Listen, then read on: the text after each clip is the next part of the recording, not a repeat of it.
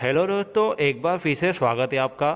यदि आप NSP portal की स्कॉलरशिप के लेकर परेशान है, क्योंकि 2022-23 की स्कॉलरशिप जो है नवंबर का महीना आ गया है लेकिन अभी तक की स्कॉलरशिप नहीं आई है, तो इसके पीछे क्या रीज़न है और क्या परेशानी है, आपकी स्कॉलरशिप कब तक आएंगी, ये सब बातें हम आपको बताने वाले हैं। दोस्तों, हमने यहाँ पर एप्लीकेशन कॉर्नर के अंदर आकर प्रीवियस ईयर एप्लीकेशन स्टेटस के ऊपर क्लिक कर दिया है और हमने यहाँ पर दो लॉगिन कर लिए हैं। आप ऊपर देख सकते हैं, हमने यहाँ पर एक लॉगिन करके रखा है 2022-23 का, जो कि आप समझ सकते हैं कि ये 2022-23 का फ्रेश एप्लीकेशन था।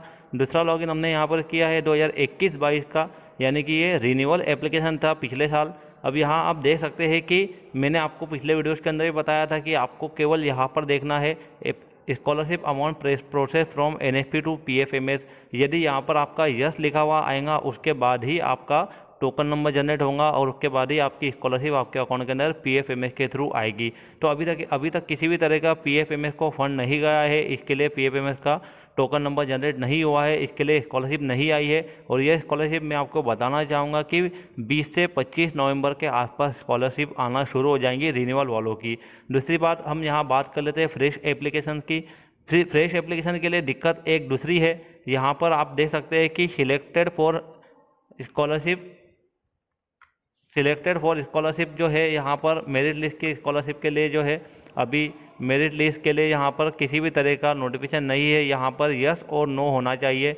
इसलिए जब तक यहाँ पर यस और नो नहीं आ जाता है, अगर अगर यहाँ पर यस लिखा हुआ आ जाता है तो फिर कोई प्रॉब्लम नहीं, आपको स्कॉलरशिप भले ही थोड़ी लेट मिलेंगी लेकिन मिल जाएंगी। यदि नो लिखा हुआ आता है तो फिर आपको स्कॉलरशिप नहीं मिलने वाली, क्योंकि आप मेरिट लिस्ट में नहीं आओगे। ये बात मैं कर रहा हूँ केवल फ्रेश एप्लीकेशंस के लिए। जिन लोगों ने फ्रेश के अंदर अप्लाई किया था उन्हीं लोगों के लिए मेरिट लिस्ट के अंदर आना जरूरी है। अगर आपने रिन्यूअल के लिए अप्लाई किया है तो फिर आपके लिए मेरिट लिस्ट के अंदर सिलेक्ट होना जरूरी नहीं है, क्योंकि आप जो है पहले ही मेरिट लिस्ट के अंदर सिलेक्ट हो गए थे, तभी आपको पिछले साल स्कॉलरशिप मिली थी, यानी कि 2021-22 में।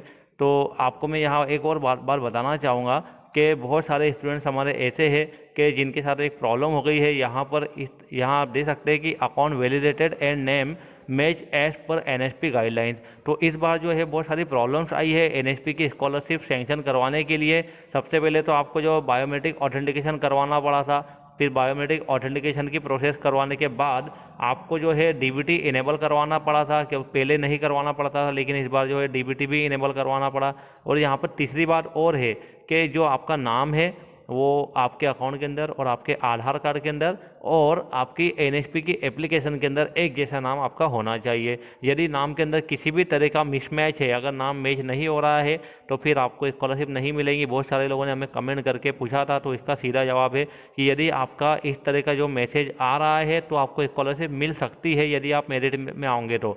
और अगर आपको यहाँ पर इस तरह से लिखा हुआ रहा है कि account validated and name not as per NSP guideline, तो फिर आपको यहाँ पर स्कॉलरशिप नहीं मिलने वाली, क्योंकि इसकी डेट भी निकल चुकी है।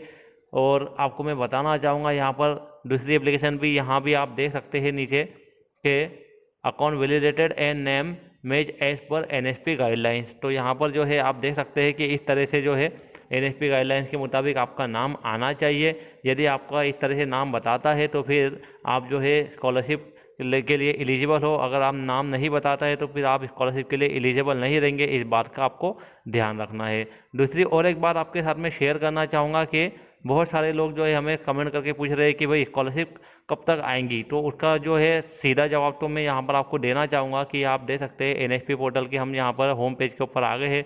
यहाँ पर आप और एक चीज़ देख सकते हैं कि मैं आपको यहाँ बताना चाहूँगा कि central scheme department of empowerment of person with disabilities, केवल इनकी ही अभी स्कॉलरशिप के नए फॉर्म चालू है 2023-24 के। दूसरी बात जो है, यहाँ आप देख सकते हैं नीचे आके ministry of minority affairs, ministry of minority affairs का 2023-24 का अभी जो है फॉर्म स्टार्ट नहीं हुए हैं।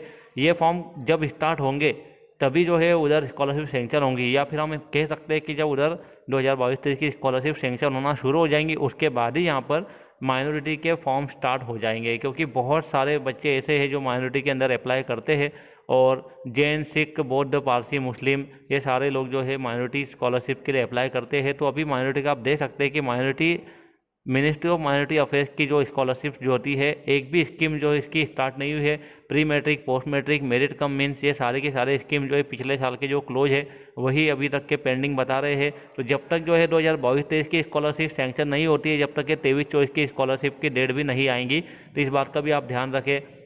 दूसरी बात आप यहाँ देख सकते हैं, अलग अलग डिपार्टमेंट की स्कॉलरशिप जो है स्टार्ट हो गई है। मिनिस्ट्री ऑफ सोशल जस्टिस की यहाँ पर पीएम यशस्वी योजना वगैरह जितना भी था, लेबर डिपार्टमेंट, ट्राइबल अफेयर्स और स्कूल एजुकेशन, हायर एजुकेशन, सभी की स्कॉलरशिप के फॉर्म जो स्टार्ट हो गए हैं। लेकिन सिर्फ जो है माइनॉरिटी अफेयर्स का भी स्टार्ट नहीं हुआ है फॉर्म, क्योंकि सबसे बड़ी दिक्कत यही पर थी, बहुत सारे फेक एप्लीकेशंस गवर्नमेंट को मिले हैं, मिनिस्टर को मिले हैं, तो उन एप्लीकेशन के ऊपर एक्शन ली जा रही है। उसके बाद ही जो स्कॉलरशिप का अमाउंट सेंक्शन होना स्टार्ट होगा। तो आप फिक्र ना करें, आप केवल इंतजार करें। यदि आपकी स्कॉलरशिप जो है, आपकी स्कॉलरशिप रिन्यूअल की है, तो आप केवल ये इंतजार करें कि आपको यहाँ पर scholarship amount process from NSP to PFA में यहाँ पे यस लिखा हुआ आना चाहिए। उसके बाद आपका टोकन नंबर जनरेट होगा, उसके बाद आपकी स्कॉलरशिप सेंक्शन हो जाएंगी। तो मोटा मोटा आप ये समझ लीजिए कि यदि आपने फ्रेश के अंदर अप्लाई किया है तो फिर आपको ज़्यादा इंतजार करना पड़ेगा। आपने अगर रिन्यूअल के अंदर अप्लाई किया है तो फिर आपको स्कॉलरशिप जो है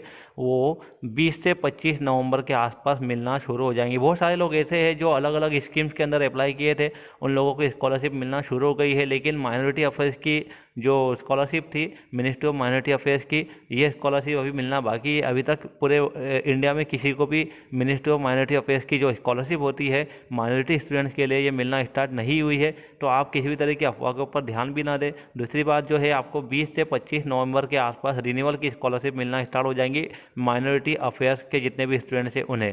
और रही बात फ्रेश की, तो फ्रेश वालों की स्कॉलरशिप जो है वो मुझे ऐसा पूरा लगता है कि वो दिसंबर के महीने के बाद ही आपको मिलना शुरू होंगी। यानी कि दिसंबर का महीना आ जाएगा, दिसंबर 2023 का महीना आ जाएगा, उसके बाद जो है आपकी स्कॉलरशिप मिलना स्टार्ट होंगी, क्योंकि अभी मेरिट लिस्ट जनरेट नहीं हुई है। इस बात का आप ध्यान रखें और अफवाहों के ऊपर ध्यान न दें, परेशान भी ना हो, क्योंकि ये प्रोसेस है, प्रोसेस होंगी उसके बाद ही आपकी स्कॉलरशिप मिलेंगी। एक बार फिर से आपको बताना चाहूँगा कि माइनॉरिटी अफेयर्स की किसी को भी स्कॉलरशिप अभी तक के सैंक्शन नहीं हुए। इस बात का आप ध्यान रखें, अफवाहों पर ध्यान न दें।